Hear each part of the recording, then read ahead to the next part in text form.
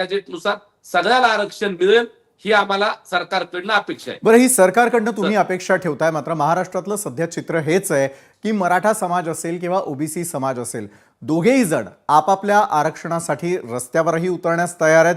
दुसरीकडे न्यायालयीन लढाई देखील लढताना दिसत आहे. महाविकास आघाडीच्या काळामध्ये काय झालं याचं उत्तर मी हनुमंतजी तुमच्याकडून घेण्याआधी, अजितजी, मुख्यमंत्री सरकार कोर्टात योग्य बाजू मांडणार आहे असं आज आश्वस्त करताना दिसून आलंय महाराष्ट्रातल्या जनतेला.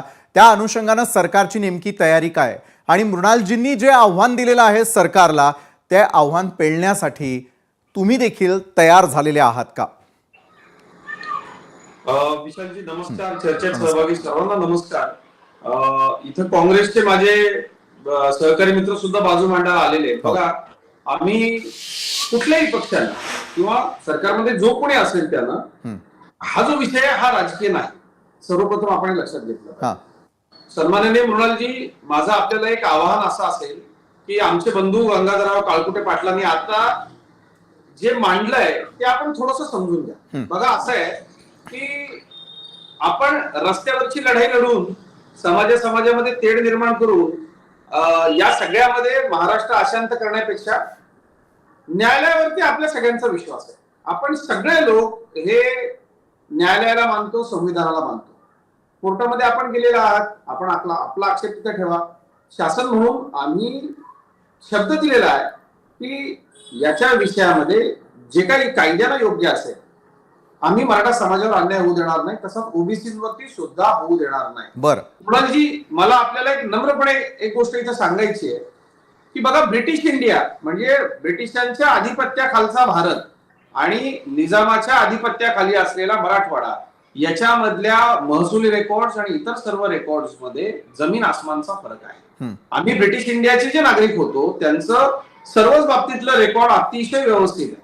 मात्र आमच्या मराठवाड्यामधल्या बांधवांचं जे खऱ्या अर्थानं ओबीसी आहे, जे तुमच्यामधलेच घटक आहे, परंतु काही कारणानं कुठल्याही गोष्टीनं शिक्षणाचं तिथं प्रमाण त्यावेळेला नसल्यामुळं जितके सर्वे, जितकी लिखापडी किंवा जेवढे कागदपत्र ब्रिटिश इंडियात उपलब्ध आहेत ते तुकडा नाहीयेत. एक जर आपण तिथे आता या गॅजेटचा जो चर्चा विषय करतोय तो ते जर सोडलं तर इतर बाकीच्या काही डॉक्युमेंट जे ब्रिटिश इंडियाच्या तुलनेनं ते कमी आहेत. आपण एक लक्षात घ्या की जे ज्यांचं आहे हक्काचं ते त्यांना मिळालं पाहिजे, याला तर आपला काही विरोध नसला पाहिजे. हे जर कुणबी बांधव आहेत त्यांना हे मिळतं आहे. आणि याच्यामध्ये आपण एक लक्षात घ्या, माझ्याकडे जर कुणबी दाखला आहे, आपण पितृसत्ताक पद्धती मानणारे लोक आहोत. माझा जर कुणी भाऊ असेल त्याच्याकडे ते नसेल, त्यालाच ते मृणालजी मिळणार आहे. कुणीही आला लुंग्या सुंग्या आणि तो म्हटला बाबा रे मी तुला शपथपत्र करून देतो, तसंच चालणार नाही. हे सर्वप्रथम आपण लक्षात घ्या. आणि मला असं वाटतं एक नाही मृणालजी माझं होऊ दे, एक मला याच्यामध्ये असं वाटतं की आपण कायदा मानणारे सगळे लोक होतात. मराठा समाजामधल्या सुद्धा काही नेत्यांनी पत्रकार परिषद घेऊन आपली भूमिका त्या ठिकाणी स्पष्ट केली, विशद केली. मी सुद्धा, आपल्याला माहितीये मनोज जरांगेंचं आंदोलन अगदी जोरात असताना मी जी भूमिका घेतली होती मराठा समाज बांधव म्हणून की सरसकट आमचं कुणबीकरण करू नका. त्याचं कारण असं आहे की तसं जर झालं तर त्याला समाजाचं जास्त नुकसान आहे. ज्या बांधवांना ज्यांच्याकडे जे कुणबीच आहेत, जे ओबीसीच आहेत, ज्यांना ते मिळतंय दाखला, त्यांना तो मिळालाच पाहिजे, तो त्यांचा हक्क आहे. मग फक्त ज्याला आपण असं म्हणूया की कुठल्याच समाजानं महाराष्ट्रामध्ये झुंडशाही करू नये या मताचा मी आहे.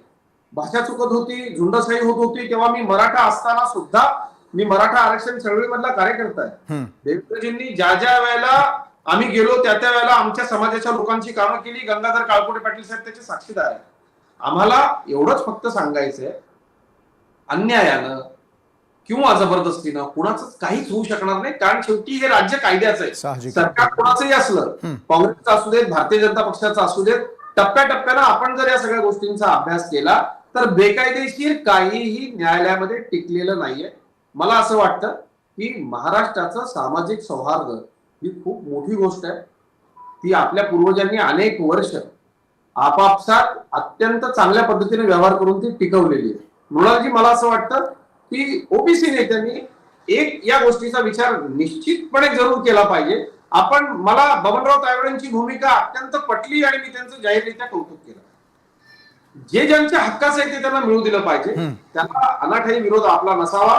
परंतु ओबीसी बांधवांच्या वरती कुठलाही अन्याय होणार नाही याच्या बाबतीमध्ये महाराष्ट्र शासनानं दोन्ही समाजाच्या उपसमित्यांची स्थापना करून अत्यंत बरं, नक्की अजितजी. त्याच्यामध्ये नेमलेले आहे. त्या माध्यमातून आपल्या काय सूचना आहेत, आपल्याला काय वाटतंय, शासनानं काय केलं पाहिजे, कोर्टात काय सांगितलं पाहिजे, हे दोन्ही समाजाच्या बांधवांना सरकारच्या माध्यमातून ठेवण्याची मुभा आहे. बरोबर आहे अजितजी, तुम्ही दोन्ही समाजाला यावेळेला आवाहन करताय की सौहार्द महाराष्ट्रातलं टिकून राहणं गरजेचं आहे. हनुमंत पवार, भाजप सरकारचं म्हणणं आहे की GR टिकणार आणि त्यासाठी योग्य ती बाजू आम्ही न्यायालयामध्ये मांडणार, तर दुसरीकडे